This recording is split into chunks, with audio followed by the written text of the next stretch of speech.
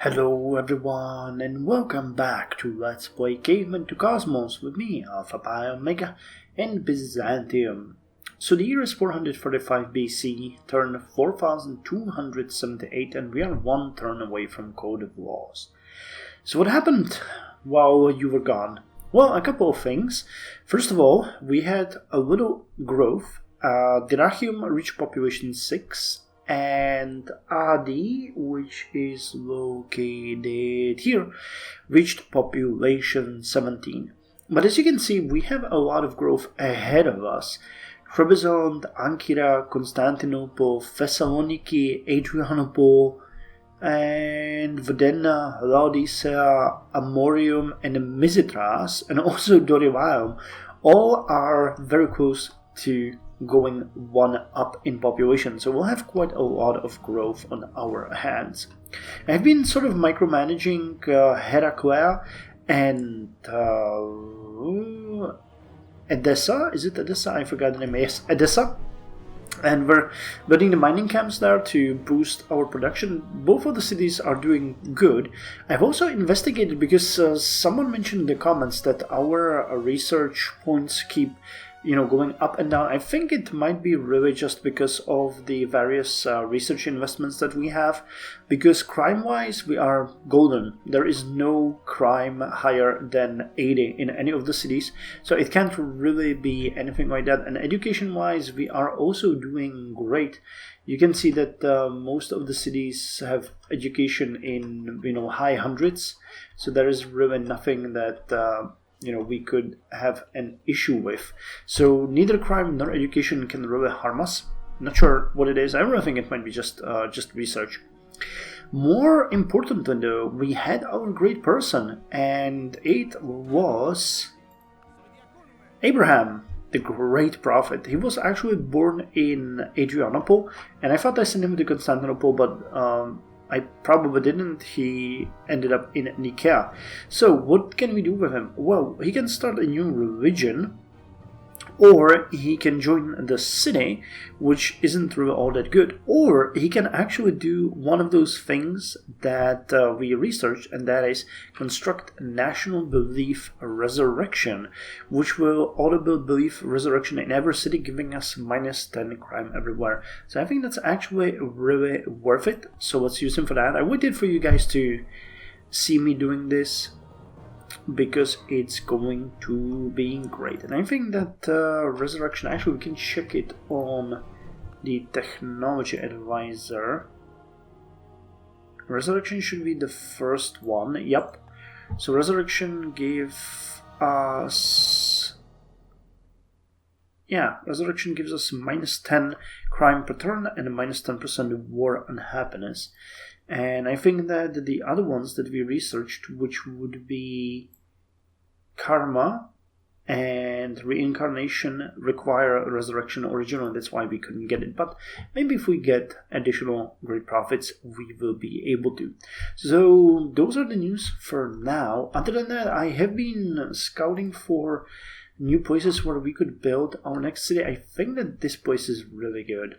I think that's really good. Once our budget increases slightly, we might go for it. But at this point, I'm okay with having the cities that we have now. We won't change it in any major way. Unfortunately, by using the great profit here, we have lost the ability to change the civics and trigger a golden age. So we just have to do it manually. I'm not sure if there is any way how we can change it. Where was it? What did we get? Trade. Oh, here it is. Bourgeois, which takes 10 turns. And there was one more, right? Was it just bourgeois? Looks like it was just bourgeois. Coinage. Close borders, we don't need small holdings. Yeah, it's just bourgeois, so would there be a big difference? I mean, we have the caste system. Considering where we are right now, I think we can actually skip that for this point. We'll just keep it as it is and we'll deal with it later. Maybe we can trigger a golden age somewhere in the future. Who knows? Yeah, I'm not entirely sold on that. I don't like it as a Civic, so maybe we'll wait for the next one. Not that caste system is much better, but I just don't want those 10 turns of unrest. So I'll skip ahead and be back when we get the code of laws, because these loading times are getting extensively longer. To bring about the rule of righteousness in the land, so that the strong should not harm the weak. Okay, so we get the code of laws, which gives us crime fighting free. That's great. That is useful. And we can start getting the magistrates, though. Is that a civic? It is. It is a civic. Oh, god damn it. And we got the assassins as well. So let's look at it in a bit more detail. So we got assassins, we got a judge. What does a judge do?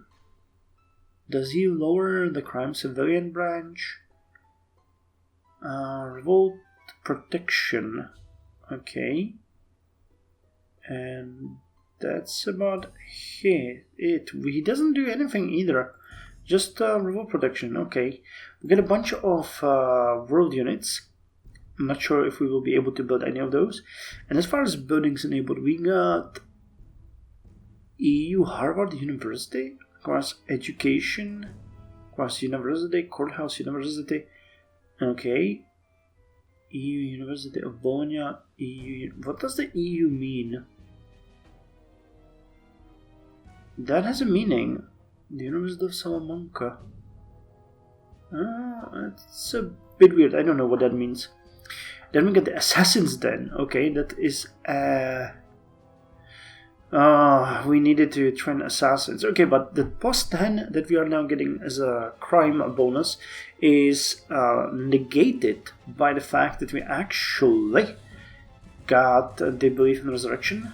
Courthouse also lowers crime by 10. That's good, though it costs quite a lot. Building gives for free by Hammurabi Stella laws. Okay, we can get the crucifixion crosses, which is an upgrade to public stoning, more crime reduction. River authority gives river tiles plus 2 gold. That's amazing. Replaces Riverport though, and Riverport I think gives 1. Okay, so that's an additional bonus of 1. Stocks. Okay, so further lowers crime. Now all of these are actually focused on crime, and we're starting to get bribery, looting, and vigilantism. Okay, so we got a bunch of changes here. Fortunately, nowhere do we have such a high crime. And what are we going for next? Military training. Okay, so let's see the big picture, because the magistrates might actually be city-states. If we go to the magistrates, an appointed officer with judicial and executive power dictates what is and what isn't lawful. So maintenance cost from distance to palace is significantly lowered, but we get extra maintenance cost from number of cities, and plus maintenance for all cities on home continent, and we would actually lose the free military upkeep, which is 326 by god. Though on the other hand we get extra. No, we don't actually. What are we getting? Okay, we will get extra growth in all cities. Trade routes are the same, and capital would get additional. No, all cities would get an additional bonus. Damn, okay. So that's a question. What's the construction of Grand Villa? Well, if I'm switching to magistrates, I might just as well switch to bourgeois. By the way, shout out to the person who told me how to pronounce that. Which would lower the maintenance for number of cities and give us a bunch of extra income. So I guess we might just go ahead and do it. It's gonna be 18 turns of nothingness. But In the end, I believe it would benefit us, but my god, 18 turns. Upkeep 865 per turn. And... wait. Did it actually show me 865? And if we switch... upkeep 865... seems like it's gonna be the same, but I don't think that is true. Oh wow, well that would mean that we would see each other in 35 turns once we get this. Are we close to getting any new societal changes? Enables conscription, which is... yes, that's another military. Yeah, you know what? We're gonna wait. We're gonna deal with this in one big bang and hope to get it afterwards. So let's just look at what we can build in Constantinople now. We can build the Assassin's Den, which I really like because we want to get the Assassins. I actually have my Stalkers going back to Constantinople, both here and... where's the other one? They should have just crossed. So they're probably here somewhere in the shadows, and I can see them. So let's see, where's the military advisor? Here it is. So where's the other Stalker? Okay, one of them is here, and one is in domestic territory here. Ah, wow, they're much closer to Constantinople than I thought. Oh yeah, they're here. Wrath of the Civilization. So I think we need to switch the national epic, or wait for the national epic to finish and build the Assassins Den first, so that we can get access to them. It's gonna give us a decent income bonus. It's gonna increase crime significantly. But as you can see, crime is currently dropping like a rock, and I can just add crucifixion, crosses, and courthouse. Afterwards, we're just further going to tank the crime, and yeah, I think we can actually remove these stalkers because we're gonna use assassins afterwards. And I shadowed a couple of chariot archers because I think we need to strengthen our border protection. Cool, so I'll see you in 19 turns with military training. Turn 4303, year 403 BC, and we are 1 turn away from military training. So what's new? Well, quite a lot, but nothing major.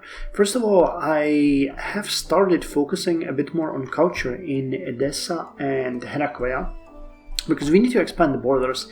Edessa is fairly in a dangerous position. If it got overtaken by the culture, I think it can flip to our biggest enemy, the Babylon. So I shadowed a couple of buildings that will give us a lot of culture pretty quickly. And they're also finishing the ancient customs in 12 turns, which itself is going to be a huge boost to the city. So I'm hoping that we're going to see some expansion here. It's not like we need anything from them, and most of the valuable resources are quite far away.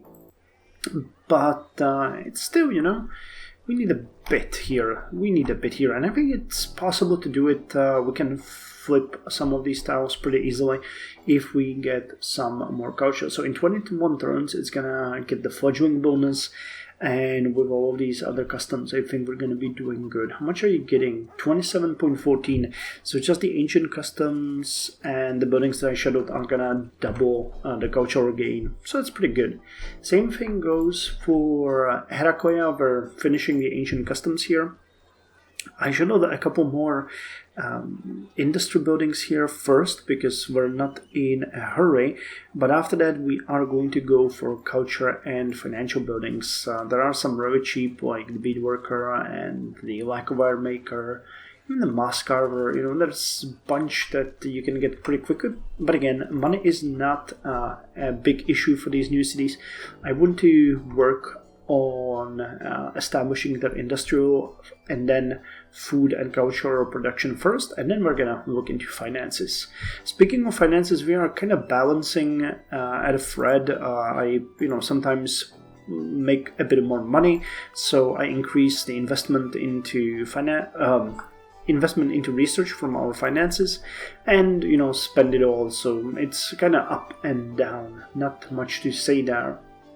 What's important though is that we finished the Aesop's Fable, which should give us a building or like a automatically built building in all of our cities, though I haven't seen it here, but we finished it this turn, so it might come here later. It's just a small perk and gives -5 crime in all of our cities, but every little bit helps. And as far as growth goes, you can see that Patra, Vadena, Thessaloniki, Constantinople all are very close to growing than Nisos, but that one's going to take a couple more turns. So generally speaking, we are doing really good. Oh, forgot about Dorelam as well. And they're working on the fortune teller. More culture for us. Now, as far as the territory itself went, I upgraded this area as a preparation for our next port city, which is going to be located either here or here. But I think I'm going to put it here, because I'd like to get access to as many of these sea tiles as possible. You can see that we already have a quarry here giving us 15 production and 1 food, and we got a kangaroo hunting preserve with 7 food, 2 production and 1 gold. Now the fish are going to be very good for us. We're going to get 8 food and 3 gold. Crab is going to give us something as well, and so will the lobster, but we'll need to get that in our area of control first. Okay, yeah, and we upgraded all of the tiles down here. There's not much else that we can do. I just walk around. We've even built some of these geoglyphs, which give a bit of income, which is fine, but it's nothing that I would like to write home about. And last but not least, building stocks at certain places. A lot of assassins then as well, because they give quite a lot of extra money, and while they increase crime, we are doing sort of good, and we can always build these stocks as well, which will negate like half of the penalties. So I'm not really worried, and we can use the extra money. So at this point, let's end the turn and hear it for military training, which is going to be the next best thing for us. For to win 100 victories in 100 battles is not the acme of skill. To subdue the enemy without fighting is the acme of skill. So here we have some wisdom from Sun Tzu himself. And a lot of stuff. So this enables conscription and martial, which are new civics. And then it gives us a drill, sidestep, bag hunter, and a lot of other really good bonuses. Bag hunter, racing dogs, and many of these that I am not using at all. We got some SVN branch, warlord chief, military branch, hidden nationality, a national unit, 1 allowed. I guess we can build this one. Requires copper wires or iron wires. We got that. Might build him. Alaric is a Goth world unit. Interesting. And we got war dogs, which I believe is an upgrade to the regular dogs. Yeah. So this is so I can upgrade to the hunting dogs that we had before. And what about buildings? Archimedes Workshop and Sun Tzu's Art of War. And Ekal Marshati World Wonders. Sun Tzu's Art of War is not bad. Minus 50% to upgrade units is actually amazing. What about buildings? Temple of Seth and Triumph Column. Where's bricks? And what else do we get here? A barracks. Okay, does this replace something? Or is it strictly... No, it's a strictly new building. Maybe needed to build parade grounds, military school, and some other things. Then we get draft office. Okay, extra military production that requires more food. Okay, that's not exactly great. Parade grounds, new units receive +2 experience points. Okay, so with the barracks, this is really good. Military school gives extra science and culture, lowers maintenance and war unhappiness, increases military unit production. Oh wow, 12 education per turn. Requires marshal and barracks and garrison. That is really good. And what is this? War dog trainer, okay. But we get a new crime, military desertion. There exists about 585 crime.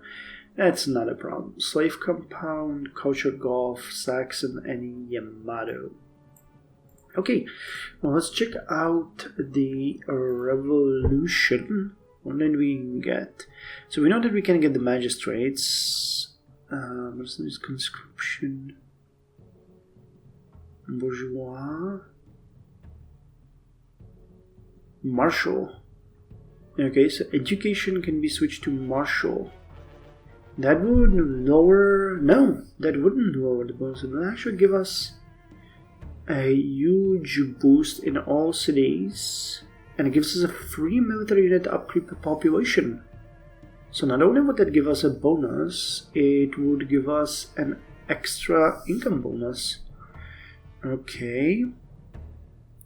And what was the last thing? Was it conscription? Because I think we didn't have that. We had mercenaries. Conscription. A military force is made through the compulsory enlistment in a civilian.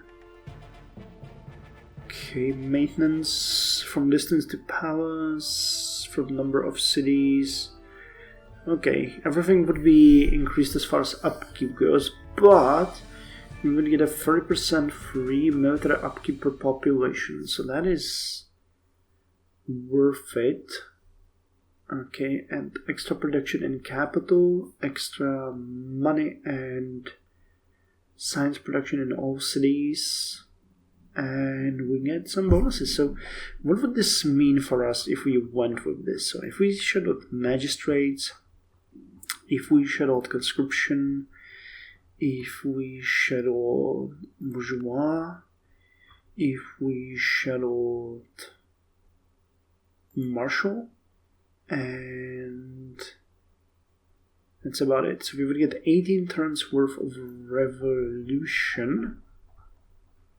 That would be a big change. Monarchy with magistrates, sovereignty, we would get conscription. I like that more than mercenaries, to be quite honest. Because I know it's a bit of a step back as the game sees it, but I really like it more because of the production and science bonus. Bourgeois, we know we wanted that. Trade, charity coinage, specialized, martial, interpreters, open borders, we can keep that. Okay, let me do one more thing. And that's, I would like to see if we can get any more civics soon. So we're gonna go with mail. That one doesn't give us anything, just steelmaker and national courier system. So that's kind of good. Then we're going with shipbuilding. Shipbuilding is definitely not gonna give us anything. Yep. Number 3 is road building. Okay, we can make roads. Those are really good. They're gonna be expensive to build, but it's gonna speed everything up for us. Then ancient machinery. Buildings enabled. That's fine. Okay, and then the number 5 is construction, city planning, public works. Is that a civic? Yeah, welfare, public works.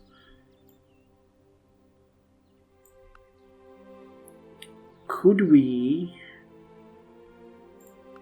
Nope, we can't go for it now. So mail, what was it then? Shipbuilding, Ancient machinery. Actually, no, let's go mail, road building, ancient machinery, shipbuilding, and then city planning and construction. Okay, so it's still gonna take 5 turns for us to get to city planning, which is a welfare bonus, but I think it's worth it to do the revolution now, because we have been putting it off for quite some time. So let's do it, which means that I will see you in quite a lot of turns. Quite a lot of turns. Trade, Marshall, and what was the other one? And here, conscription. So 18 turns for revolution. Dang it. Well, okay, let's do it. So we will have anarchy for 18 turns. We don't get any growth. National archives are gonna be done in 188 turns. So that means 18 turns for anarchy, and then there was like additional 20 turns for mail. So I'll see you, I guess, in 30 something turns then. Okay, well, thank you, and see you in the last update. Turn 4342, year 352 BC, and we are 1 turn away from mail. Yeah, we went through anarchy, we went through all of that, so now our current civics are as follows. We are a monarchy that uses magistrates to rule. We have a sovereignty as the base of our power. We use conscription for our military. We have a state church, which is the Druidism. We have bourgeois as society basis. We use trade for our economy. Welfare is charity. Currency is coinage. Workforce is specialized. Education is martial. And language, we have interpreters. Immigration, we have open borders. Agriculture, smallholding. And garbage waste to sea. So those are our current civics. I'm pretty happy with it, considering the age we are in. I think this is very appropriate. And now what happened with our empire itself? Well, I'm happy to say that Constantinople is now at population 22, finally. It has 80,000 people. I was hoping that it would be at least 100,000, but it really seems like we are now getting increments of 10,000. But we have a number of other cities growing, like Thessaloniki is now at population 21. Patra is gonna get to 16. Adrianople is 19. What else was growing? Dorivium is 12. Anything else? Not really that I can see. Nissos is gonna get to 13 soon, Philippopolis to 12. But Heraclea itself and Edessa itself hasn't grown yet, both are at population 4. But our newest cities are doing pretty good. You can see the education is really high. We have decent crime, minus 552. People are pretty much angels here. And disease 47, which I believe is still nothing. Disease. Nope, I don't see any disease here. So I guess it triggers... No, actually, common cold is killing us. But that one exists above 10, so that's not something that we would need to worry about. And as far as Edessa goes, education, again, 531. Crime is minus 371. Disease, minus 159. It's actually pretty good. Even better. So I'm waiting now for it to... Oh, actually, it did grow. Okay. So its culture grew, and I'm not sure if we got... Did we get this tile? I haven't checked. Damn. Okay, I should have checked. But I think we have gotten this tile out of it. Or maybe none. Maybe we need more culture. But as we're now working on the tile stone and some other things, and then we're gonna jump to Weaver, Jeweler, Beadworker, and Crafts Hut. That will give us a solid basis then to start building the culture stuff, which I'm really looking forward to. Also, Town Hall is going to be good, so we're going to need to get that one. As far as other cities goes, you can see that we are fairly busy right now. A number of our cities got access also to the river authority, which is good because it gives us extra income and science. And the river tiles give extra income too. So that's going to boost our economy significantly. The grand villas are also something that are going to help significantly. They boost foreign trade route yield. They give us extra income and culture. So pretty good. The buildings that I'm avoiding most is the draft office, and while I understand that the unit production is pretty good, I don't want to get that malice to City Grove. That one really isn't something that I would like. Other than that, I think we're doing pretty good. Barracks are being built everywhere. Oh, you can build a White House. Cool. Get that. I'm gonna finish the river authority and then build the White House, then the barracks we can shuttle. Oh, a Resin Grove for 2 turns. So let's get that one. You can see that it's pretty much the same things in every single city. There's nothing that we would really be worrying about. Someone actually mentioned that we don't have many of these trading posts. I do avoid them a bit because they increase unhappiness in case of war, and we are in war and crime. But very rarely do I avoid them like for a long time. So I'm kind of confused where that came from. I checked and we have them pretty much everywhere. So you can now buy the grocer, the bazaar, gym cutter, market. Pretty good things. We're gonna have to start looking into the more expensive buildings. Crucifixion crosses. Okay, but me the Grand Villa, then the trading post. Yeah, we have this new religion spreading around, the Nigaism, I think it's called. I actually went around and looked a bit more about our stats. There's the domestic advisor, which kind of sucks because most of the stats are so, crammed in, and I don't know how to expand it. I don't think you can, actually, so it doesn't really help. However, I found out that the last 2 are very helpful. They show you what you can draft in your cities. They show you some production, what you're doing, and I like the last one the most because it shows you crime. So you can see that the worst crime we have is in Adi right now, 17, and Laodicea has 19. As far as education goes, the worst one again is in Laodicea, where we have 97. Anywhere else, it's way above 400. As far as disease go, most of the cities are good. Heraclea and Laodicea has 47 and 57. And then there's the water pollution. Unfortunately, we got 209 in Thessaloniki. Air pollution is the worst in Nicomedia, where we have 79. And tourism, we have the best one in Patra, 725. And fire risk, 130 in Adrianople. So I'm going to start using this one a bit more because it is an easy access to a lot of statistics that I had to check manually. I did not know that this was here until now, so I'm going to start using it. And as far as religion go, I noticed recently that Edessa and Heraclea didn't have the Druidism bonuses. So I sent missionaries there, and now we have the Druidism in all of our cities. Now, income is fairly solid. However, this is, because every city now is working. I don't think we have a single one that wouldn't be building because we got access to quite a lot of city buildings now. So everyone is working. And once I end the turn, you will probably see that it drops to something like 80, plus 80 or plus 40, something like that, which is pretty good at 85%. The Grand Villas and everything are going to boost our income further, so we can take it higher.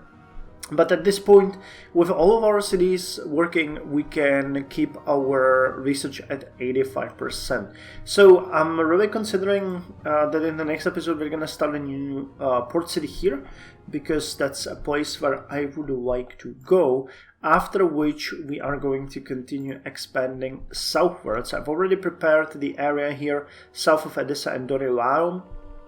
We can actually find a city somewhere around here, but it will require us most likely to send a punitive expedition and raise these barbarian cities, because they would be a bit too close for my liking. But we have some decent things here. We have lead here, a bison, some prime timber, you can see grapes, some potatoes, there's tar, there's a river, so we have decent floodplains here that can feed our people. So that's going to happen. But first I really want the port here, because I want to secure the border into the desert. You can see that we also have some really nice big barbarian cities here. The Egyptians are also spreading here, so I'd like to deal with that. Speaking of which, two things that I wanted to mention. We have the Aesop's Fable here now. It's called Protection or something like that. Where is it? It was here somewhere. Kind of weird name. Education, no? Damn. Am I at... Yeah, I'm on conceptual, so come on. Where is it? Oh, here it is. Safety. Aesop's Fable. So that's the one I was mentioning in the previous upgrade. Not upgrade, previous update. Damn. English. Alpha. I really need to check myself for Alzheimer. I'm really messing up with words recently. And I wanted to show you our assassins, because we haven't really looked at them for a long time. So, as you might have guessed, we are now using assassins exclusively. The best ones, I think, are the Dark Shadows. They are level 13 and they got combat 6. They got might 3, putting them at strength 12, which is really decent. And I send them actually into the territory of Persia, because believe it or not, Persia has declared war on us. For some reason they hate us. I can't make peace with Genghis Khan. He just won't accept it. So okay, that is fine. They're not a danger to us in any way. Same with Montezuma. I tried. Oh, okay, so now he would accept, but he's gonna declare very soon, I bet you that. And then you got you are also not, yeah, the Hittites hate us as well. And the last one and newest one actually is Darius. Now Darius for some reason decided to declare war on us, but being that, or thinking about the fact that Persia has 721 strength, they're far away from us, but they are, they can be a threat. So, and I'm not sure why they went after us. We're polluting the ocean, polluting the ocean. Wow, polluting the ocean. And then they just say first impression, and this war spoils our relationship. So would you? Nope, they wouldn't. Okay, so I'm just here, destroying their, their units and stuff like that, trying to sabotage them a bit. The Wrath of Civilization is at level 8. They got combat 3 and might 3, and they're just hanging around in this general territory. I'm patrolling because I want to see, in case an army marches against us, in case that they would manage to get through all this territory, I would like to see it well in advance. So that's their goal. And the last ones that we have is the Murderers of Constantinople. This is the newest unit that we got, because the previous one got sniped. They're gonna get a level really soon. They're missing just like 1.18 experience points, but they got only combat 2 and might 2, so their strength is only 10. However, all 3 of the assassins are really damn good, and they can hit pretty hard, so I'm happy with that. Anyway, I ran out of things to upgrade. I think that our territory is now fully developed everywhere. So I parked the elephants and the workers next to Constantinople, and we are going to need them the moment when we get the road building, which is the next technology after mail, because roads are going to be something that we really do want to get. But yeah, they start to give a bonus to income, which is amazing. We're gonna greatly enjoy the boost in gold income, but they're gonna require quite a lot of work. And considering that, you know, we have a huge amount of cities, I plan to just build like main roads first, spanning through our territory so that we can speed our movement, and later on just start building it everywhere, you know, starting from Constantinople and going outwards. Rather than, you know, doing that from the beginning, I'd like to like spread the roads. We'll have one going from Constantinople to Atalaya and to Nicomedia. Then we'll have one from Philippopolis through Patra, Adrianople, Thessaloniki to Constantinople, and from Constantinople through Iconium, Dyrrhachium, Dorylaeum to Edessa and back. And then, you know, Misitras, all these. And I'll start connecting other areas to us using the Road 2 mechanic, and later on just upgrade everything else.